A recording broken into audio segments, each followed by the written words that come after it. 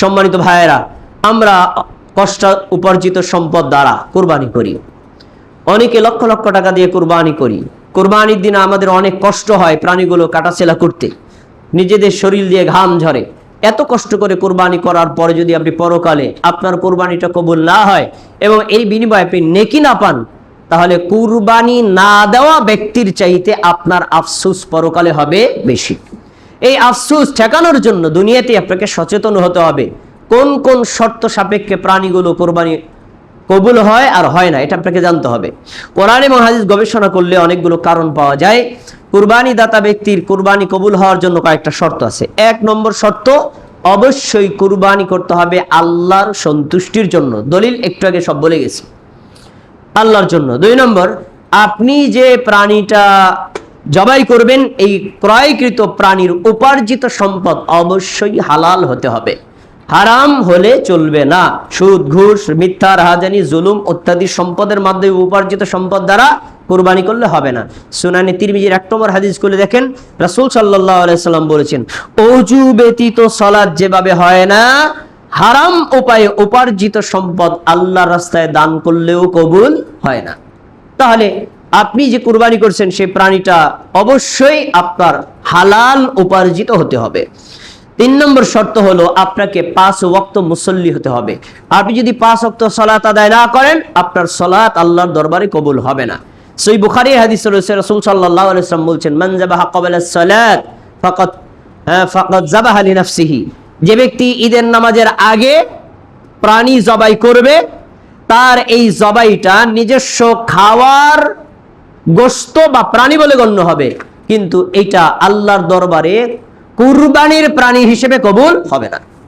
Oman যাবাহা বা'দা সালাত ফাকাদ তাম্মা নুসুকুহু ওয়া আসাবা সুন্নাতাল মুসলিমিন। এবং যে ব্যক্তি ঈদের নামাজের পরে প্রাণীটা জবাই করবে, তার এই প্রাণীটা একটা পূর্ণাঙ্গ কুরবানি হবে আর মুসলিমদের একটি পূর্ণাঙ্গ সুন্নাত বলে গণ্য হবে। সুবহানাল্লাহ।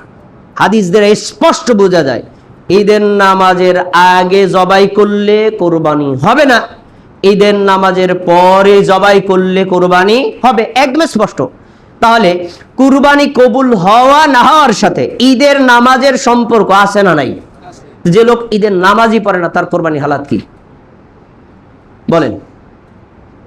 কুরবানি বাতিল। সহজ উত্তর।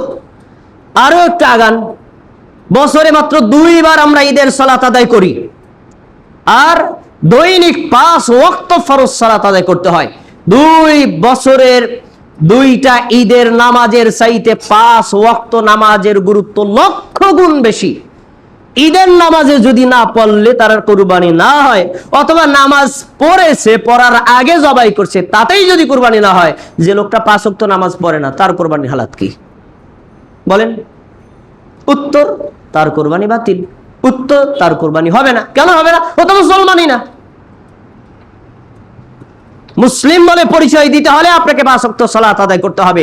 5 ওয়াক্ত সালাত আদায়ের পরে যদি কুরবানি করেন তাহলে কুরবানি কবুল হবে, আর যদি সালাতে না হলে আপনার কুরবানির আল্লাহর কাছে কোনো মূল্য নাই, ভ্যালুলেস।